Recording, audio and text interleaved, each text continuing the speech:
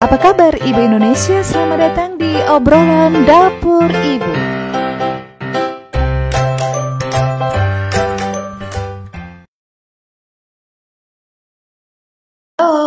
Assalamualaikum warahmatullahi wabarakatuh. Apa kabar teman-teman semuanya? Selamat berjumpa kembali di obrolan Dapur Ibu Live. Kali ini bergeser jam sedikit karena pagi tadi kami berdua belajar bersama ya. Dari jam 9.45 sampai dengan jam 1 dan saat ini kita sama-sama untuk ngobrol bareng di obrolan Dapur Ibu Live. Obrolan kali ini akan makin seru karena kita akan bicara tentang keseharian kita dan saya kembali ditemani oleh Pak Dodi Marianto. Pak Dodi, ya. Oke, apa kabar Pak Dodi? Alhamdulillah, syukurillah. Ya, ini nanti kita pakai beda suara sedikit gitu ya Pak Dodi ya. Semoga kita bisa semakin rileks. Tadi syahdu gitu ya. Oke Pak Dodi, kalau kita melihat COVID crisis kali ini gitu ya, pasti ini akan banyak perubahan yang terjadi. Seperti kita lihat banyak para keluarga yang sekarang berada dalam rumah, kemudian anak-anak belajar di rumah. Nah, kalau melihat perubahan-perubahan ini, bagaimana menurut Pak Dodi? Yang perlu kita cermati gitu ya. Alam memiliki karakteristiknya sendiri dan karakteristik itu dicoba dipahami oleh para ahli. Saya belajarnya di area fisika. Jadi ada satu titik di mana situasinya normal terus-menerus. Kalaupun terjadi gelombang-gelombangnya bersifat siklik. Kemudian alam berubah seketika, maka muncul yang namanya turbulensi. Menjadi gelombangnya itu tidak menentu. Lalu akan muncul berikutnya the new normal. Situasi yang normal kembali, tetapi pada level yang berbeda. Nah, pengalaman yang pernah saya alami sepanjang area perjalanan hidup setengah abad di dunia ini, bahwa setiap kali selesai turbulensi besar dalam alam ini, kemudian akan muncul situasi baru yang lebih indah, alam yang lebih indah. Sepertinya alam seperti sedang membersihkan, menata kembali, sehingga kemudian yang muncul ada sesuatu yang lebih bagus dari etapa sebelumnya. Nah, saat ini kita mengalami sebuah turbulensi yang diawali oleh COVID-19. Jadi COVID-19 ini bukan satu-satunya turbulen yang sedang hadir di dunia ini. Bersamaan dengan itu hadir pula turbulensi ekonomi. Situasi ekonomi juga sedang bergerak saat ini. Bisa jadi tidak sepenuhnya dipengaruhi oleh atau disebabkan oleh COVID. Karena memang sebenarnya sudah diprediksi sekitar akan berjalan di tahun 2018, tapi situasi ternyata menggesernya sampai ke 2020 saat ini. Nah, turbulensi apa yang kita alami dan kita rasakan saat ini itu tidak akan menjadi sama dengan yang akan datang, tetapi yang jelas bahwa situasi yang akan datang itu akan berbeda dengan sebelum turbulen terjadi. Jadi sekarang ini kita sedang dalam sebuah situasi menyesuaikan diri, melakukan adaptasi terhadap kemungkinan bentuk baru dari dunia yang akan kita huni nanti. Yang seperti apa itu? Sampai saat ini tidak ada seorang pun yang berani memastikannya akan seperti apa. Semua orang ini nggak ada best practice gitu ya. Sedang menunggu apa yang mungkin akan terjadi kemudian. Beberapa hal yang sebelumnya lumrah saat ini menjadi justru tidak lumrah. Dulu yang dianggap tidak lumrah saat ini justru dianggap sebagai hal yang lumrah. Seperti misalnya kalau sebelumnya kita itu lumrahnya sowan, itu adalah datang secara fisik. Saat ini justru yang dianggap lumrah justru kita diminta untuk jangan datang secara fisik. Kalau menurut dulu itu tanda bakti itu adalah dengan mudik ketika Lebaran. Saat ini kita terus diminta agar tidak mudik, agar tidak mengganggu situasi yang ada di tempat kampung halaman kita. Banyak hal yang berubah. Kalau dulu orang ragu-ragu dengan proses belajar dari rumah, proses belajar distance learning, remote dari kejauhan, sekarang justru orang sepertinya berlomba-lomba untuk melakukannya atau terpaksa melakukannya, kondisi yang memaksakan orang melakukan hal itu. Nah, sehingga kita akan menemukan mungkin bentuk-bentuk baru yang dulu kita ragu-ragu untuk melakukannya, dan mungkin setelah ini kita akan justru terbiasa melakukan hal itu, menjadi hal yang normal berikutnya. Kita sedang beradaptasi, proses sedang berjalan. Banyak situasi yang saat ini mungkin menjadi titik balik yang COVID-19 ini merupakan trigger untuk terjadinya hal-hal itu. Ya. Karena kan banyak di antara kita itu yang memang kayak semua ini kayak dibalik untuk bisa merasakan hal yang semestinya, gitu. Hal yang semestinya. Tapi kan ini kayak semua orang kaget gitu ya Pak Dodi. Misal contoh mengelola manajemen keluarga, keluarga yang biasanya ayahnya ke kantor, kemudian sekarang berada di dalam rumah, gitu kan. Mengubah bagaimana sih bekerja di rumah, adaptasi bahwa kita punya dua dunia. Nah, ini cara memanage sebenarnya seperti apa biar tidak terjadi konflik terus-menerus ini Pak Dodi. Menarik. Dalam setiap hal sebuah perubahan itu selalu diawali dengan turbulensi itu tadi itu. Jadi situasi ketidakmenentuan. Kalau secara besar dunia ini kita dalam skenario COVID-19 ini dengan segala ikutannya, dampak ikutannya. Di dalam skala rumah tangga yang tadinya kita biasa berangkat ke kantor, kali ini justru kita lama di kantor. Dulu kita merindukan ayah dan suami untuk berada bersama. Saat ini anak-anak mungkin sudah mulai bertanya, Mah, kenapa sih ayah nggak berangkat ke kantor juga? Gitu. Sudah mulai bosan nih melihat wajah ayahnya, apalagi ayahnya tiap kali penuh dengan situasi. Betul. Karena tidak terbiasa dengan keriuhan anak-anak di rumah, barangkali. Yang dulu para pegiat sekolah rumah, homeschool itu merasa perlu membuat aneka macam reason, alasan untuk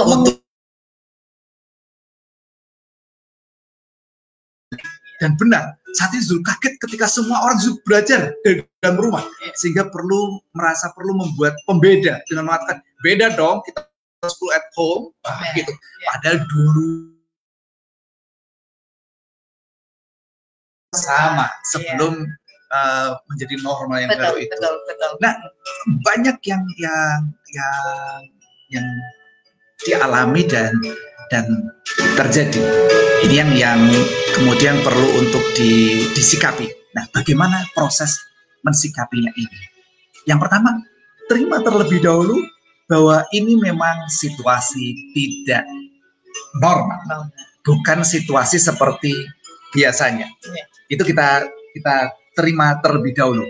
Kemudian setelah itu kemudian mengambil posisi dan sikap akan seperti apa terhadap hal itu. Jadi melihat anak-anak ramai berada di sekitar meja kerja kita, kemudian tiba-tiba harus diajak makan bersama, diminta untuk membantu ini itu, diinterupsi di tengah kerja, itu perlu adjustment. Nah, adjustment ini memerlukan proses ngobrol, dibicarakan, agar tidak dianggap begini, ya kamu kan mestinya tahu. Oh tidak bisa. Kita memang tidak ada yang tahu saat ini. Jadi agar bisa saling tahu, kita perlu ngobrol. membicarakan, sampaikan apa yang diharapkan, diinginkan untuk dilakukan oleh pihak yang lainnya, dan belajar untuk mendengarkan apa yang diharapkan atau diinginkan oleh pihak yang lainnya. Kemudian ditemukan bersama bentuk baru. Jadi ketika bekerja barangkali kita akan menetapkan kalau ayah sedang berada di meja ini, artinya ayah sedang bekerja ya. Nah, kalau nanti ayah bergerak ke meja sana itu berarti boleh diajak. Itu ruang, ya, itu area di mana kita bisa bermain dan ngobrol bareng di sana. Itu semuanya ditemukan dengan cara ngobrol, dibicarakan. Nggak perlu serius-serius amat dengan meeting. Anak-anak kita kalau diajak meeting itu langsung malah gitu. Gitu kan ya, udah nggak senang-senang kan. Nggak asik, seru meeting itu. Tapi kalau mulai ayah atau ibu menyiapkan teko, kemudian menuangkan teh bersama, minum teh bareng, ngobrol untuk membicarakan apa yang sedang terjadi. Nah, dari sana kemudian menentukan langkah-langkah berikutnya yang disepakati bersama. Ini kan banyak sekali ketegangan-ketegangan yang muncul gitu. Ketegangan di luar aja tegang gitu ya, di luar aja tegang dengan berita-berita yang macam-macam. Semua orang pengen menyampaikan apa yang didengarnya gitu ya. Kemudian di dalam rumah pun itu juga terjadi ketegangan gitu, anak yang tiba-tiba bosan sama ibunya karena kayaknya kok mengerjakan pekerjaan rumahnya ini itu kok nggak rileks gitu. Kemudian istri bersih tegang dengan suami yang kayaknya kok jadi kerjanya 24 jam gitu. Ada yang kerja 24 jam, ada yang istrinya gregetan gitu, kok nggak kerja-kerja sih, kayaknya malah berkoleran terus gitu kan. Terus nanti ini gimana lah proses menghadapi ketegangan itu Pak, di dalam rumah ini terutama gitu. Apa seharusnya yang kita mulai sebagai bagian dari anggota? Iya, kita semua itu itu memang fakta yang terjadi. Jadi situasi seperti itu. Nah, cara kita merespon fakta itu yang akan menentukan perjalanan hidup kita dalam sehari-hari. Kembali ke respon ini. Jadi bahwa betul kita diminta untuk bekerja di rumah. Anak-anak kita diminta untuk belajar di rumah. Lalu kita berkumpul bersama di rumah. Yang belum tentu rumah itu cukup luas untuk bisa menampung semua gerak kita dengan leluasa. Itu faktanya. Kemudian bagaimana kita merespon terhadap fakta itu nanti akan menentukan bagaimana proses itu akan berjalan. Apakah kita akan bahagia atau kita akan menderita. Nah, respon itu karena kemudian berkaitan dengan orang lain atau pihak lain, maka perlu untuk diobrolkan lagi. Sehingga itu bukan menjadi respon saya, tapi menjadi respon kita sekeluarga mensikapi hal itu. Nah, dari hal ini itu akan kemudian kita menemukan langkah yang sangat tepat sesuai untuk diri kita sekeluarga. Jadi tidak perlu kemudian repot membandingkan dengan hal lain. Memang beda, barangkali rumah kita tidak seluas ruang teman kita, rumah kita tidak serapi teman kita, anak kita tidak sebanyak teman kita, semua beda. Jadi tidak perlu membandingkan dengan orang yang lain. Maka kemudian mengawali hari itu akan sangat menentukan. Pagi harinya. Jadi pagi hari ketika kita bangun tidur, kita bersyukur atas karunia bahwa masih diizinkan menghirup udara di pagi ini, kemudian melihat ke kiri ke kanan senyum, itu akan mendatangkan aneka aura positif dalam diri kita. Tetapi kalau kita mengawali hari dengan keluh kesah, sudah dengan bakal seperti ini lagi kan banget gitu, itu akan mempengaruhi Itu akan membuat hari kita akan penuh penderitaan. Betul. Kemudian setelah itu informasi banjir saat ini. Semua orang ingin memberikan hal baik sebenarnya kepada kita. Tetapi begitu banyak yang masuk, itu sering membuat kita justru panik. Panik yang pertama adalah panik kebanjiran informasi. Kita perlu melatih diri kita untuk memfilter informasi, mencukupkan sampai pada satu titik informasi itu. Lalu melatih logika kita untuk melakukan screening, filtering terhadap informasi-informasi itu, penyaringan terhadap informasi itu.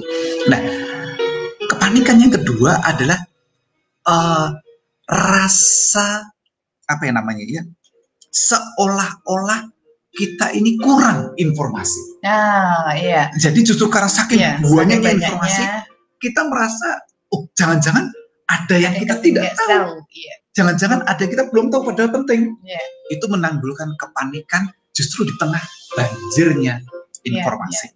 Nah, ini perlu latihan. Latihan bukan hanya untuk diri kita, tapi juga latihan keluarga kita. Saran saya adalah batasi jumlah informasi itu saat ini. WhatsApp grup dan aneka grup gitu yang lain itu cukupkan yang perlu saja saat ini, agar kita tidak bingung sendiri dengan situasi yang ada. Lalu saya menggunakan triple filternya Socrates untuk menata informasi ini. Gimana Pak? Jadi yang pertama, filter pertama adalah lihat apakah informasi itu benar. Benar, informasi itu benar. Okay. Bisa dipertanggungjawabkan. Sourcesnya jelas, yang mengatakannya jelas, dan menyatakan hal yang jelas, fakta, data. Nah, setelah benar, lalu kita filter berikutnya masuk. Jika benar, maka lanjut. Jika tidak, langsung delete. Itu, hal itu. Jika benar, masuk nih. Apakah informasi itu baik?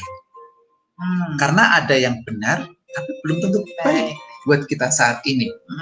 Misalnya nih ya, informasi tentang aneka macam kekejaman di sebuah arena.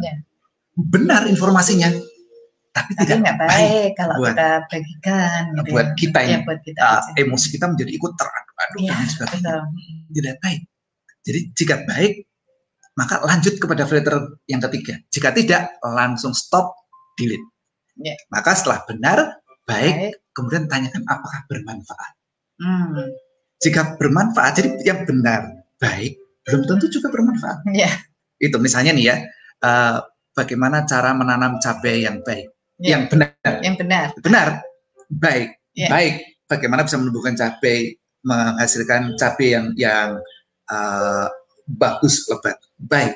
Tapi dibagikan kepada para dokter yang sedang sibuk dengan penanganan COVID. Itu tidak bermanfaat. Tidak bermanfaat untuk dokter gitu ya. Jadi jika tidak bermanfaat, stop pada diri kita saja atau delete. Jika bermanfaat, baru dibagikan. 3 hal ini, benar, baik, bermanfaat. Barulah itu boleh kita serap atau kita share kepada pihak yang memenuhi kriteria itu. Benar, baik, dan bermanfaat. Jadi bermanfaat itu harus ditentukan untuk siapa nih. Kalau untuk di sana tidak bermanfaat, ya nggak usah dibagikan. Itu memenuhin, membanjiri informasi dengan yang tidak bermanfaat buat orang lain. Itu membuat waktu teman-teman kita yang kita banjiri dengan informasi yang tidak bermanfaat itu menjadi kosong, begitu, tidak bermanfaat di sana. Itu penting untuk mengendalikan jempolnya gitu ya. Jempolnya itu sebelum nge-share, sebelum melakukan sesuatu perlu menggunakan filter ini tadi. Benar, baik, manfaat. Urutannya seperti itu. Benar. Jadi begitu sudah tidak benar, ada informasi, tidak ada sourcesnya, saya sudah akan langsung delete. Tidak peduli bentuk informasinya itu apa. Mau kelihatan bagus, ada ayat-ayatnya di sana, mau apa, saya sudah akan langsung delete karena tidak ada sourcesnya. Saya tidak bisa men-trace balik apa dari mana nih sumber hal ini. Itu jelas. Meskipun ada nama nih, misalnya yang baru beredar nih, mencatut nama seorang kiai yang sangat baik di sana, tapi tidak mencantumkan dari mana sumbernya. Saya langsung delete. Karena berikutnya saya segera datang, berikutnya klarifikasi dari beliau bahwa itu bagus tapi bukan tulisan saya. Kadang kita terkecoh di situnya ya. Iya. Menarik ini teman-teman. Jadi buat yang masih ada pertanyaan tentang seputar menangani COVID krisis kali ini di tangan keluarga kita, nah silakan untuk klik komen di Facebook group, di Facebook Live atau di podcast dengan voice message ya. Pak Dodi, pengalaman Pak Dodi ini dari employee kemudian menjadi self-employed, kemudian sekarang business owner. Nah, perubahan awal dulu ini pasti dirasakan oleh teman-teman yang sekarang work from home gitu ya. Mulai dari pergi pagi, pulangnya petang, bahkan malam gitu ya, malam, rutin setiap hari seperti itu, kemudian mengubahnya di dalam rumah. Nah, bagaimana nih masa transisi yang harus dijalankan oleh pribadi masing-masing gitu ya, untuk mengubah, karena pasti kan pertama, gimana ya gitu. Semua tanya, kemudian diri kita juga bingung sendiri gitu. Itu betul. Ya. Jadi tantangan terbesar itu adalah dari tetangga. Kalau sendirian ya, kalau ini masa COVID ini semuanya di rumah ya. Nah, kalau teman-teman sekarang ini Anda beruntung bahwa karena memang seluruh dunia sedang berubah. Yeah. Jadi kalau teman-teman ingin melakukan sebuah perubahan, inilah waktunya. Yeah. Mumpung semuanya sedang dalam proses berubah, sehingga tidak akan dianggap sebagai sosok yang aneh gitu ya. Karena memang semuanya sedang berubah. Jadi kalau teman-teman ingin melakukan perubahan, sekarang waktunya. Karena setelah tadi turbulensi, akan ada orang yang ingin balik ke kondisi awalnya. Itu selalu ada. Jadi yang tadinya misalnya nih ya, sekolah saja. Sekolah sekarang yang tadinya di ruang kelas, di sebuah gedung bernama sekolahan, sekarang diminta semuanya berada di rumah, depan laptop sekarang, depan laptop di rumah semuanya. Lalu suatu saat barangkali juga akan dikembalikan lagi ke gedung sekolah lagi, ke ruang-ruang kelas lagi. Misalnya seperti itu. Betul. Itu namanya setelah proses krisis akan kembali ke seperti tahap awal sebelum krisis. Nah, atau kemudian kita akan menentukan untuk setelah krisis kita akan berubah, tidak kembali ke posisi awal, tapi menentukan bentuk baru dari diri kita. Jadi seperti kalau misalnya proses belajar tadi, begitu sudah sekarang ini belajar dari rumah dan tidak di gedung sekolah, barangkali kemudian akan meneruskan proses belajar tidak di gedung sekolah, tetapi tetap dari rumah, dalam rumahnya. Barangkali seperti itu. Yang tadinya bekerja itu di kantor, kemudian saat ini dipaksa bekerja di rumah, ada yang suatu saat nanti akan kembali ke rumah lagi, ke kantor lagi. Tapi ada yang kemudian menentukan, saya akan meneruskan proses berubahnya ini. Itu semua tergantung kepada diri kita masing-masing dalam menentukannya. Tetapi pada tahap yang semuanya bersama-sama berubah ini, proses perubahan yang Bapak Ibu ingin lakukan menjadi relatif lebih mudah dibandingkan sendirian berubah.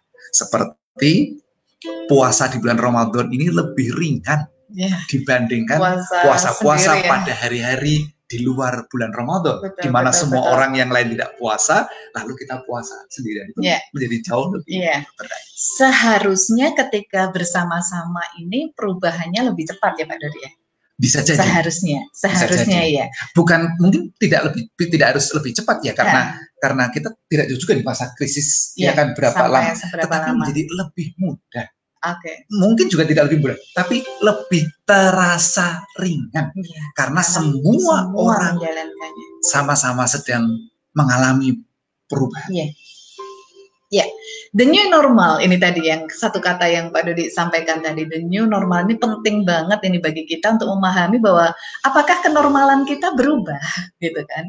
Kenormalan kita berubah, kemudian apakah kita mau membawa kenormalan baru ini pada kehidupan kita kelak nanti ketika sedang COVID krisis ini sudah selesai gitu ya, sudah selesai. Nah, bagaimana cara kita melihat sebuah indikator tuh Pak Dodi bahwa ternyata saya bahagia dengan kenormalan yang baru, Kemudian atau saya nggak suka nih yang kayak gini ini, kondisi kayak gini ini, saya akan balik lagi ke kondisi yang awal gitu semula. Nah, bisa nggak kita bisa apa sih indikatornya sebenarnya kalau ini saya yang baru, the new you gitu ya. Ini saya yang baru, ini kenormalan saya yang baru gitu itu. Ya, kembali Bu Septi memberikan saya sebuah pertanyaan yang penuh arah karena Bu Septi menyebutkan indikatornya. Indikatornya buat saya adalah bahagia. Rasa bahagia. Apakah saya menyukai? Apakah saya bahagia dengan hal baru ini? Saya bahagia, saya menyukainya. Jika iya, saya lanjutkan. Jika tidak, saya kembalikan.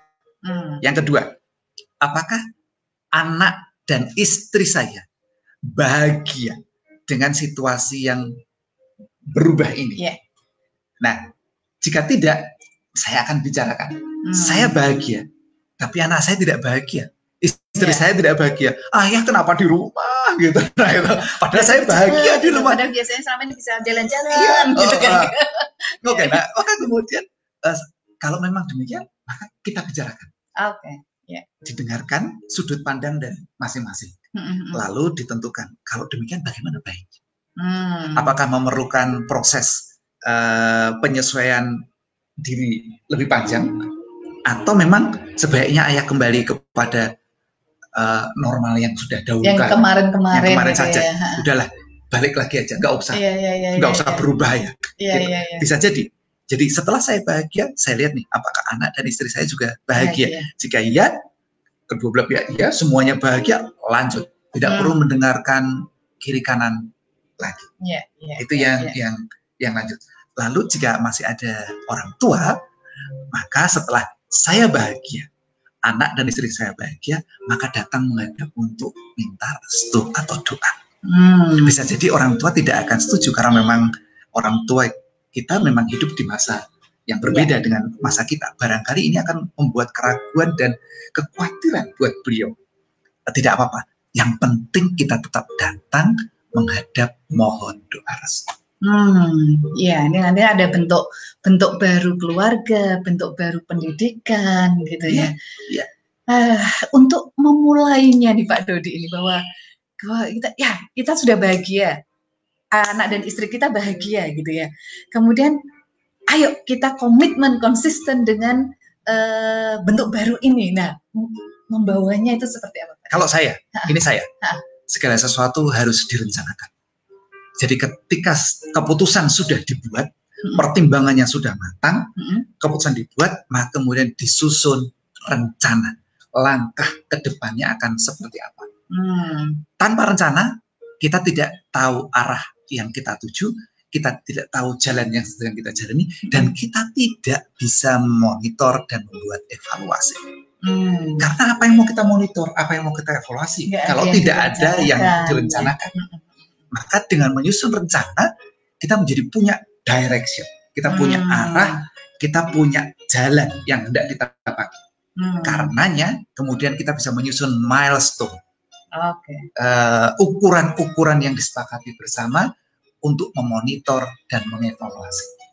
Dari monitoring dan evaluasi itu kita mendapatkan feedback. Dengan adanya feedback, maka kemudian kita bisa melakukan tindak lanjut, koreksi atau langkah-langkah ke depan yang akan kita lakukan. Nah, jadi memang perlu rencana, dan biasanya kalau sudah merencanakan itu ada yang kekeh memegang rencananya, dipegang terus-menerus sehingga stres, gitu ya. Ada juga yang tulis rencana, kemudian lihat nanti perjalanannya gimana gitu. Nah, gimana nih Pak Dodi kalau yang ada yang seperti itu gitu? Sebuah rencana tidak akan ada artinya kalau tidak ada monitor dan evaluasi. Jadi ketika sudah punya rencana, maka tentu ada monitoring. Monitoring itu kalau di rumah ya nggak usah pakai meeting. Sekali lagi cukup ngopi, ngeteh bareng, lalu ngobrol. Sudah sampai mana nih kita? Perjalanan kita sampai mana nih?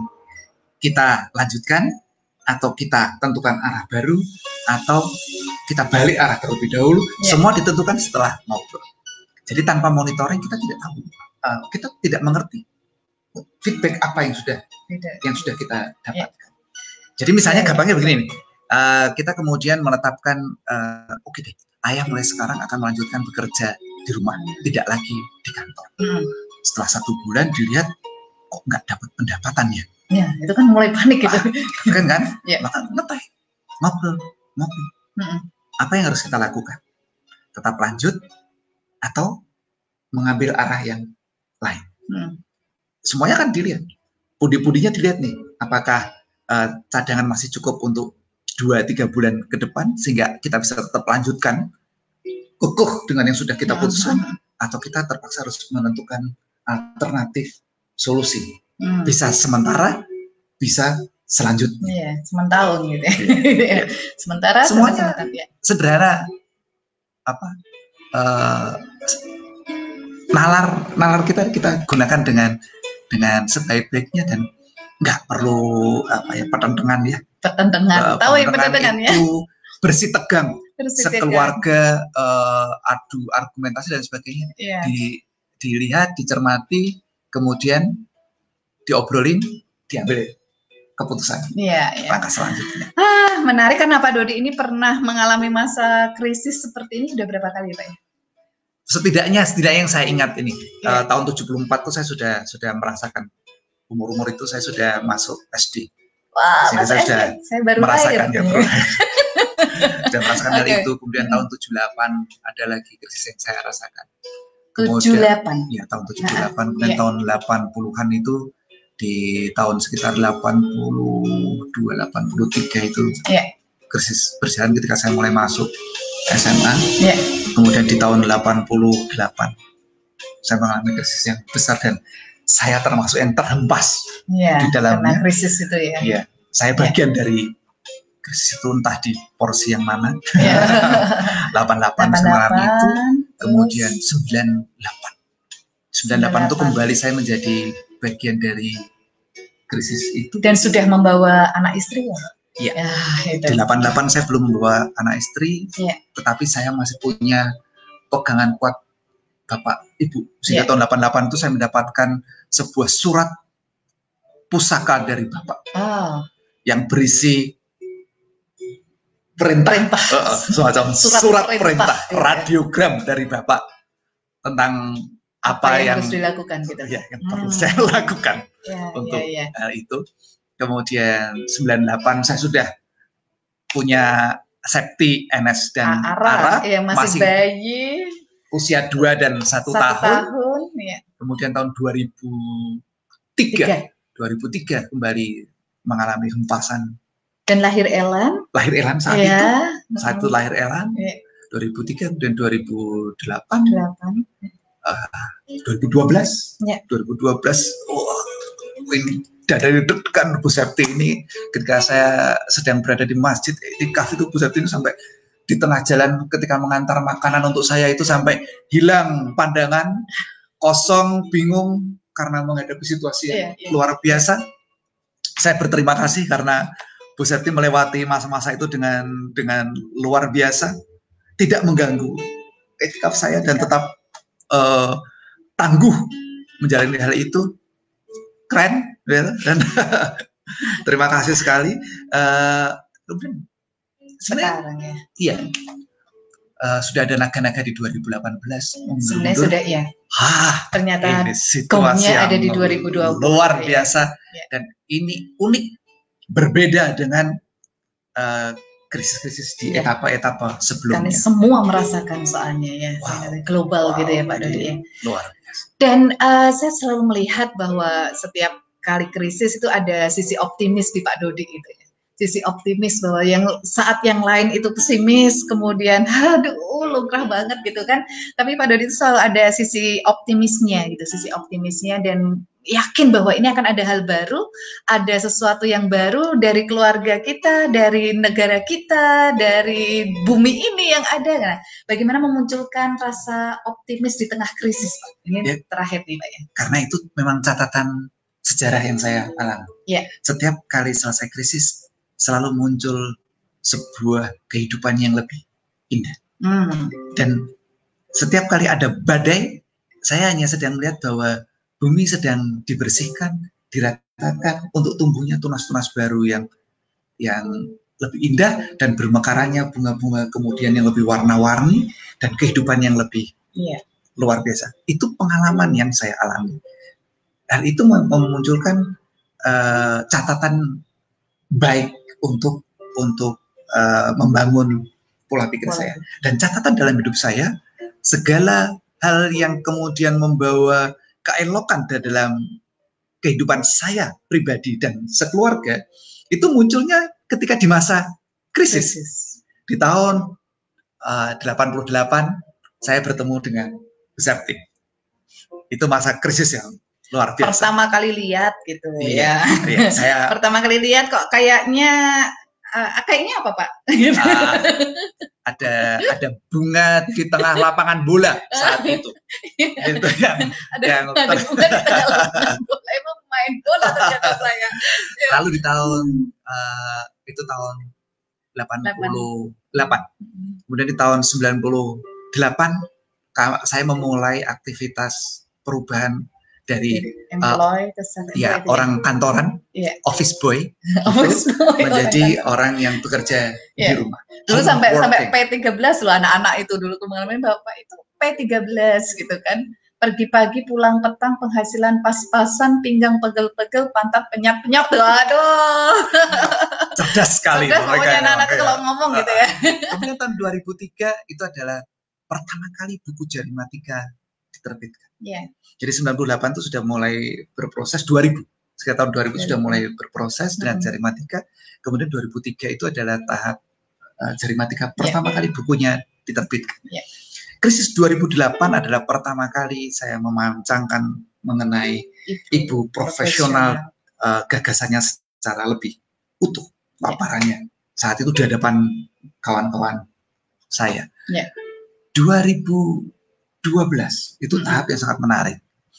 2008 juga MUS Project pertama kali berjalan dan Lebah Putih pertama kali 2009 juga akhirnya terjadi gagasan-gagasannya muncul di situ ya. Iya, selalu muncul hal menarik seperti itu sehingga setiap kali muncul krisis maka di dalam benak saya dan kemudian benak kami adalah Allah sedang menyiapkan sebuah hal baik baru lagi untuk kami kerjakan.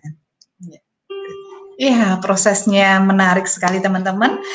Badai pasti berlalu, jangan khawatir, badai pasti berlalu. Setelah badai, hujan deras gitu kan biasanya akan Anda muncul pelangi cantik, pelangi yang indah dan siap menyambut sesuatu hal yang indah setelah krisis kali ini. Alamiahnya, setiap badai pasti berlalu. Itu alamiahnya. Nah, pertanyaannya adalah setelah badai itu berlalu, di mana kita? Nah, itu betul. Apakah kita akan tetap menjadi remah-remah? Atau kita akan mulai menjadi benih yang mulai tumbuh tunas ketika badai telah berlalu, kemudian mekar, bersemi, mewarnai kehidupan ini. Terima kasih Pak Dodi, terima kasih teman-teman yang sudah menunggu acara obrolan dapur ibu dan tetap setia di obrolan dapur ibu. Kita tetap akan berada di channel ini senantiasa untuk ngobrol selama Project Ramadan ini ya Pak Dodi ya. Setiap hari insya Allah kalau misal kami lagi ada kegiatan di jam-jam pagi berarti akan kami geser dan kami beritahukan. Dan kita akan selalu berbagi kisah, berbagi keceriaan dan memiliki aura-aura positif untuk kita bagikan bersama. Terima kasih. Assalamualaikum warahmatullahi wabarakatuh. Tetap di dapur obrolan dapur ibu. Salam yuk. Waalaikumsalam.